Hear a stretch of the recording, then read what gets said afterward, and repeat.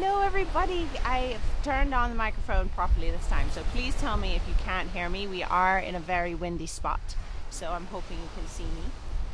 Hello, we've got such exciting things for you today. If I need to speak up louder, also say in the comments as well.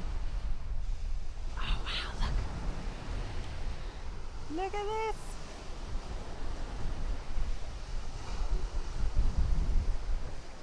Hi Ed. Hi Tracy. Oh, two Tracys. Hi Felix. Hi Arlene. Please tell me if you can hear me okay. Good morning everybody. We're very excited to be with you this morning. This is a little bit earlier than normal, but it is for a very good reason, and we're so excited for you guys to see this. Perfect. Thank you, Murdo. We're here with some special guests who are showing us some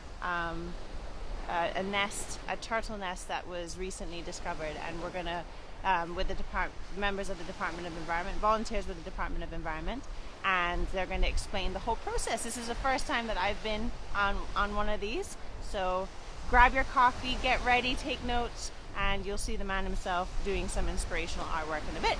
So for those of you who haven't done this before, it's a Facebook Live session that we do every Saturday, normally at 11 Eastern Standard Time, but today we are accommodating this amazing experience. And so if you haven't seen any of them, we post them all so that you can see them at your own leisure. And so go on to Facebook, the Guy Harvey Facebook page to see more. Thank you for everybody who supported us in the past, and we hope that you get a lot out of this session. So we are now going to turn around and show you guys what this is all about. So Dad, do you want to say a quick hello? Hey, good morning everybody. Welcome to our Facebook Live Saturday morning. We're here at the beach. Woo, wait. They can't hear you. The Department of Environment and volunteers. I'm excavating a nest. And you can see it's pretty high up the beach here. You need to speak a little louder. Is this a nest that was moved, Jane? So, well, let's introduce our team. So we have... Here, go ahead and introduce yourself. Hi everyone, my name's Jane, and I've been helping with the Department of Environment for a couple of years now, so this is my third turtle season. Woohoo! Hi, I'm Lori. I've been volunteering with the Department of Environment for 7 years, and I'm the volunteer coordinator and team coordinator. Sweet! Some special people today. And Alex, who is down here, is going to introduce. I'm going to be very careful. I don't want to step on things. Hey guys, I'm Alex. This is my first season with the Department of Environment helping with the turtles, and I mainly do the digging. So what does that mean? The digging is down here. So we're going to have these guys explain as they're experts. Not everybody is able to do this. This is a very delicate thing to do, and so that's why we're here with the Department of Environment, because they also have the permission to do this. So so we will go ahead and see, Laurie, if you want to explain. Okay, so this nest here is what we call an unknown nest. Unknown nest. Usually we see the nests, or we know the nests are here by the tracks, and occasionally we miss one, and we missed this one. Oh, bless. And so we knew it was here, but we can see what it looks like when it hatches. Right. So, okay. With this nest, this brings us up to 507 nests for the season. 500. Did you guys hear that? 507 nests for the season, and to consider like how far we've come because of this program, because it used to be very minimal, right? Yeah, I think in 1999 there was maybe 15 nests. 15 nests in 99? Yeah, 1999. It So- started in Little Cayman in 1998, and then it came over here in 1999. Wow. So, yeah.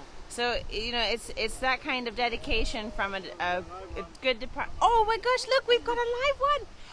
Oh wow! Isn't that amazing? When did you guys get the message I was here? That is so cool, guys. So occasionally, this is a green turtle, Green.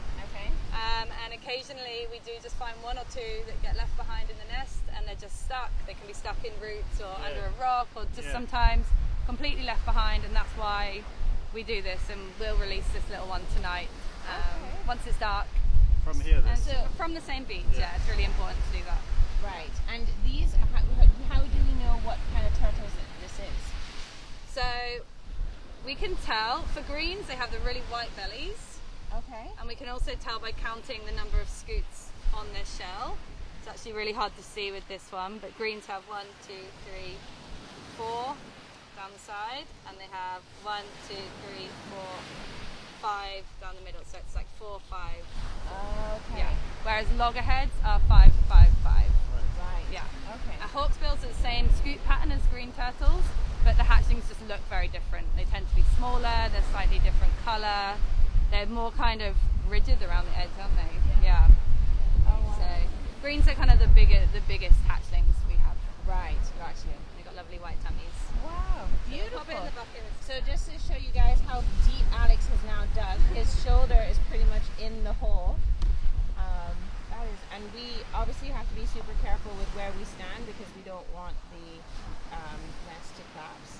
So that's why I'm staying back here, but it gives you an idea of what we're seeing. And Laurie, would you mind explaining your app that you just said you recently created with your husband? Yeah, so we have an app here that keeps all our data for us. Basically came from our intake data sheets. And so we don't now have to go home at the end of the day and input all our data into the spreadsheets. It gets all emailed to us at the end of the day. So we have all the beaches on all of Grand Cayman here. Oh, wow. And then we have species and activity and dates and GPS. And this event is event 1301. So that includes all the false crawls as well as the nests. Okay. So that's So the impulse as well. Is, so I told you we have 507 nests. So that's a record season. We've never had this many. So this is also a record number of events. So I'm going to go ahead and save this now because I put in the data for that. And then we're going to go over to our fate of nest form. And this here will keep track of how much has hatched, doesn't hatch, interventions, etc. So it keeps all our data for us, and it's just a lot easier. You know, we used to sweat all over those papers, and they would blow around in the wind, and it was crazy. So I can imagine. yeah, No, so it's been really fun to have this. And really helpful. Oh, that's awesome. No, it's extremely helpful to have technology work for you. Yeah. And make life a lot easier. So look at these. So these are nests. These are animals that have hatched already and have gone into the sea more than likely. Yeah, so these Wow. are all the hatched Another eggs. one. Oh wow! Another one. What a feeling, AI. There we Oh, go. yeah. Look at that. That's so cool. And that animal was, what, 3 feet down in the sand? Yeah. About that, and you can feel it's really rooty, it's really sort of quite hard sand, so he probably wouldn't have made it out. Wow.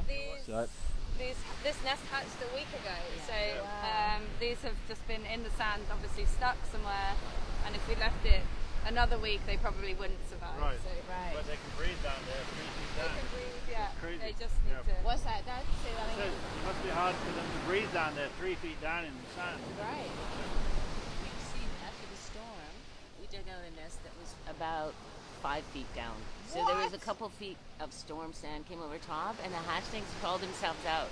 Us digging it out was super hard. I can imagine. Yeah, Oh I my know, it was goodness. crazy. So tell us a little bit about the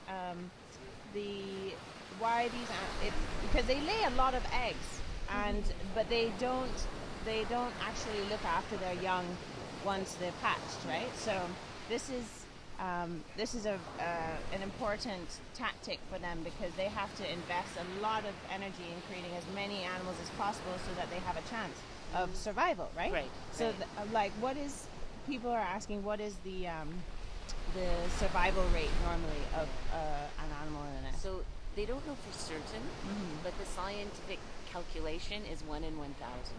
1 in 1. Do you guys To hear that? mature adult. 1 in 1,000. That's crazy. And that's why. And these animals are so long-lived, aren't they? So they can live over 100 years. Is that right? Yeah. Gotcha. But still a very long time. Very, very long time. And that's why it's really important to look after our turtles because they live very, very long lives.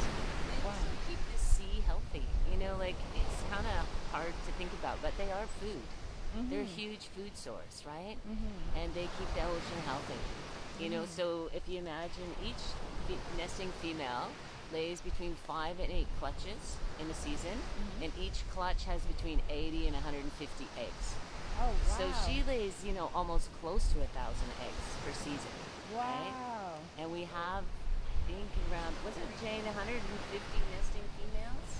Yeah, estimated. It's really hard to know because obviously we know how many nests are here, but we don't know exactly how many nests each female has laid. So Right. it could vary. As Laurie said, they can lay 5 nests, they can lay 8 nests, or some, if it's their first season, might only lay 1 or 2 nests. So Right. it's really hard to get an accurate number of the actual number of nesting females here. Right. But DOE has been tagging, so I think there's close to 100 tagged, and we know there's more than that as well. So Gotcha. yeah, Wow. lots of nests. So what are you guys looking for now? We're just counting how many eggs have hatched here. So we're going to get an idea of we call it the hatch success. Okay, so I'm going to just So branch we've out got- so people can see what that looks like. We've got hatched egg shells here, and then we've got some unhatched eggs as well. Oh, wow. And these are not viable; they're never going to hatch. But we are going to open them and see if there was any development inside. Okay. Wicked.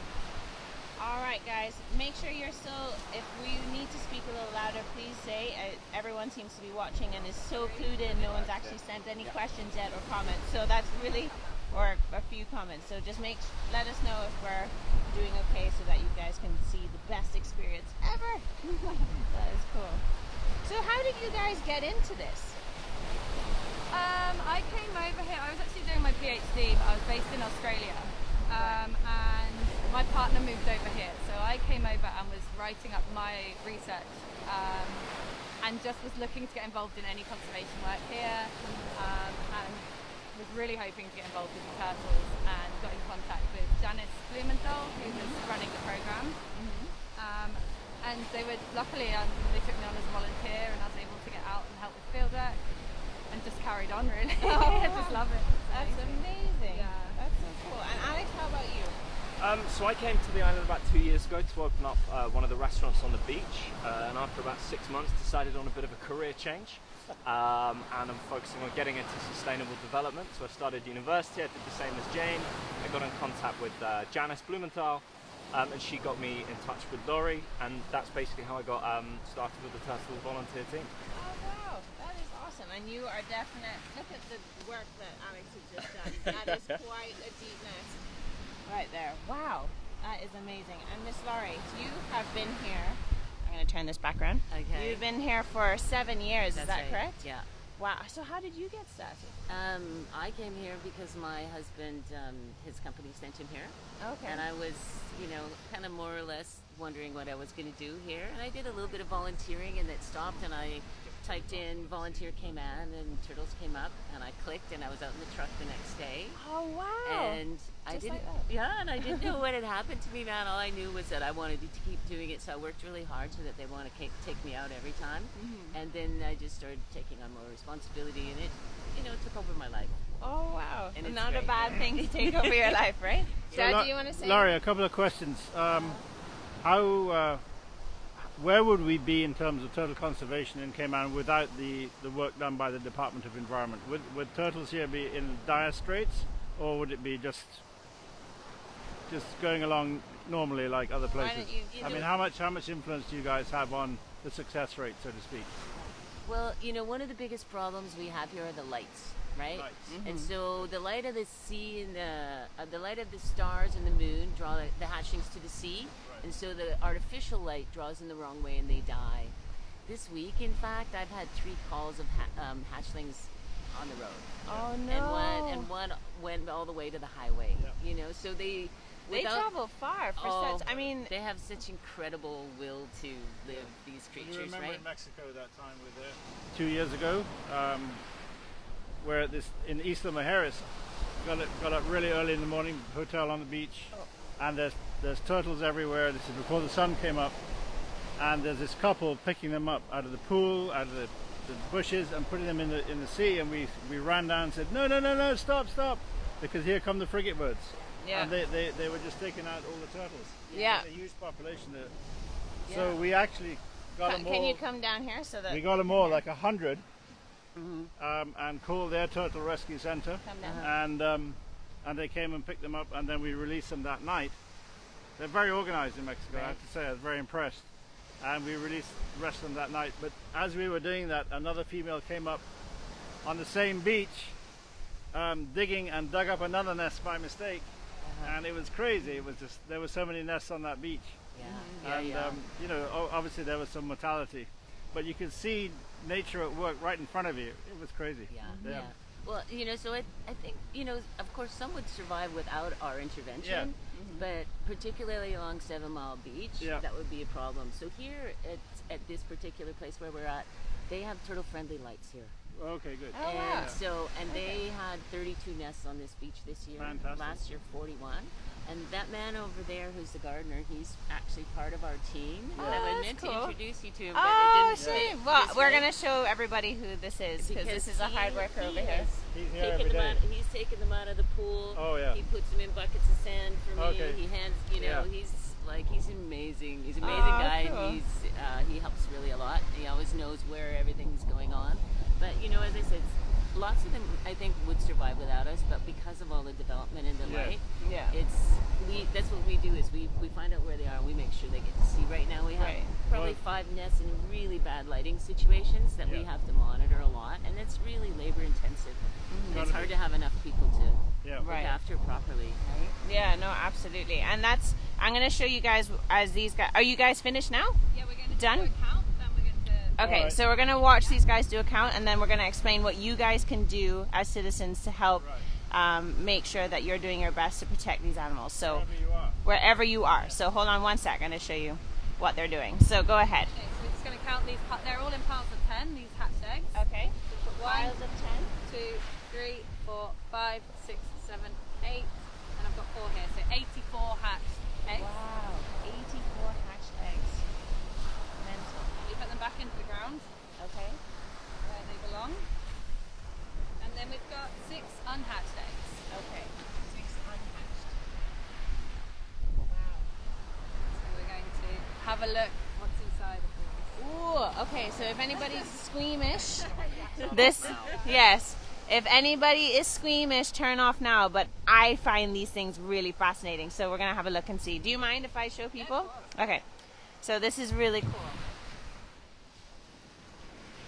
So we're looking for any signs of development. Okay. And the first thing you see developing is a little eye spot. It's a little black dot, it's like a little eye. Okay. And that one, there was nothing. So it's just a yolk. It is Okay. not fertile. Not fertile. Okay, this next one, there's nothing in there either. All yolks are butter. Oh, wow.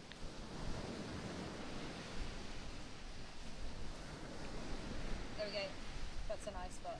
Oh, wow. Okay, let's see that. So that, You can see both the eyes. Oh, wow. stage 1. Okay, so that means that there was some form of development and Yeah. it just didn't make it. Yeah. Wow. So fascinating. I think It's that's a dead thing. So with this one, it's deteriorated a little bit. Oh, okay. And disintegrated. So it's actually started, it's broken the eggshell open, and for some reason it hasn't survived. So it's just unfortunately started making its way out of the egg. We can see it's a developed hatchling in here. Oh, bless. Oh, actually, we have 2. It's twins. Oh, wow. That, Did anybody know that? You can have twins. that. Wow. So that would probably explain Why what it went didn't wrong make it, here. They yeah. often don't survive when there's 2 in there. Okay. How often would you come across twins? Not very often. How many?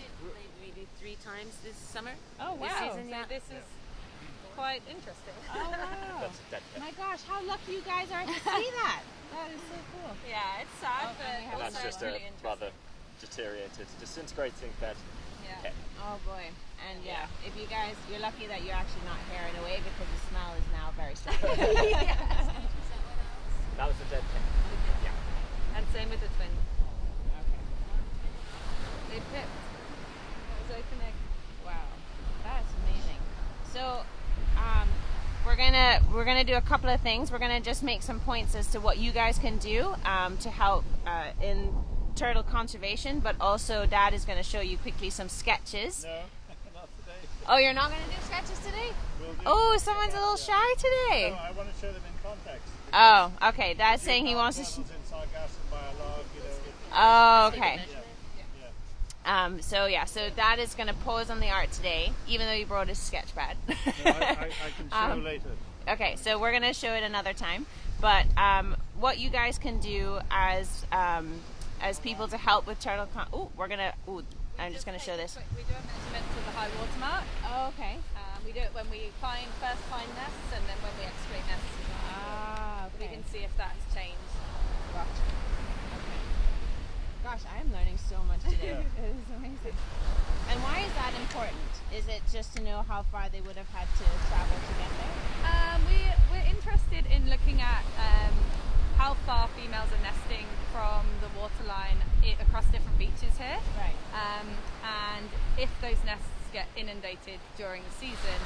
So especially recently, we've noticed a lot of the nests are wet inside because they've been washed over by the storm. Okay. So we have to make decisions when we first locate nests, whether we move them higher up the beach. Gotcha. And we really try not to interfere in that way unless we are sure it's going to get inundated, and that often can kill all of the eggs. Or at least you end up with a very low hatch success. Right. So are most of the nests on this particular beach higher up than lower down, or what's the trend? On this Yeah. we moved quite a lot, didn't we? Laurie was doing this Yeah. section. There's a spot right in front of these trees. That's on what this Jane beach. was saying, yeah. So, we moved some. It's not great to move them. If Yeah. you move them early, it doesn't harm them much. But so we honestly didn't move. We didn't lose any in the storm because we came in the storm and moved a bunch. But it's popular down here. But they go everywhere. Yeah. All along this whole beach. But I don't know if you remember this year we had that one storm that created quite a cliff. Right. You can see it down there Yeah. too. So they weren't nesting here as much as they used to because it was really difficult for them to get up. So they were going to different spots. So what's the trick in relocating the eggs?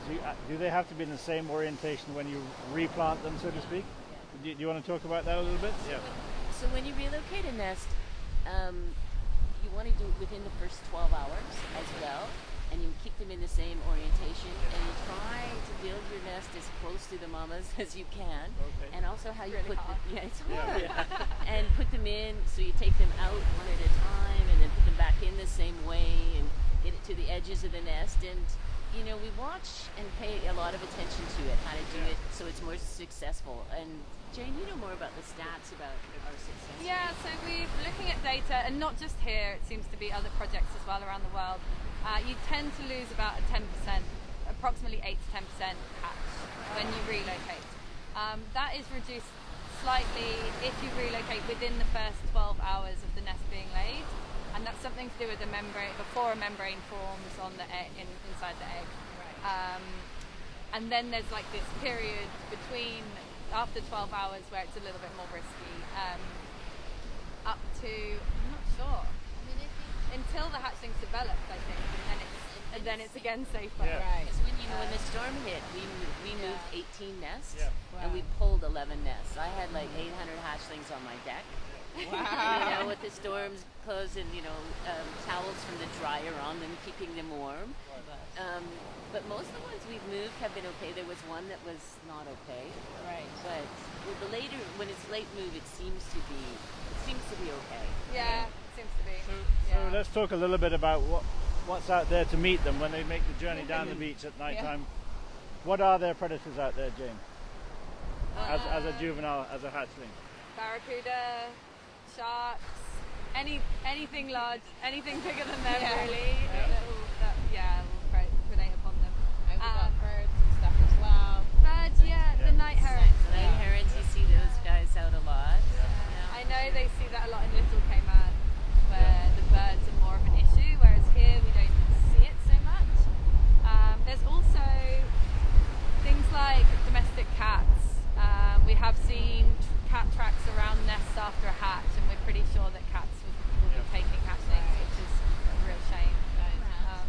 Crabs will actually, they'll predate on the eggs. Have you ever seen a crab take a hatchling on it? I've never seen one take it, but definitely had a lot of crabs in the nests. Oh wow! When you're digging them up, and all of a sudden you have angry crabs coming at you, and Now, what species of crab are these? These are the land crabs. Land crabs. Big land Yeah. crabs. Yeah. Okay. Oh wow! Yeah. The ghost crabs? Yeah. Ghost crabs. Yeah. Yeah, Oh no! crabs, Yeah. Oh wow! Okay, so we are coming to 5 minutes left. So I just kind of want to round up. Well, and- hold on one sec. Still on the subject of predation. Yeah. There was footage from Costa Rica, I believe, of a mahi-mahi, a dolphin fish, that was caught that had like a dozen hatchlings in its stomach. You know, I often include hatchlings in paintings where you've got the surface, you've got flotsam, you've got here in the Caribbean you'd have sargassum, because they hide amongst the sargassum, and so that's the image I'll show you later. But offshore they still fall prey to a number of different oceanic predators, so it's not over just leaving the beach. They got to get out there and find a place to hide, feed and grow. Right. Yeah. And of course, one of our favorite animals, the tiger shark, the most common predator of juvenile loggerhead turtles while they're doing their Atlantic migrations and stuff. So people who've done work on loggerheads say they often find them in the stomachs of tiger sharks that have been caught for science. So it's not over when they leave the beach. They got a lot more to do. Right.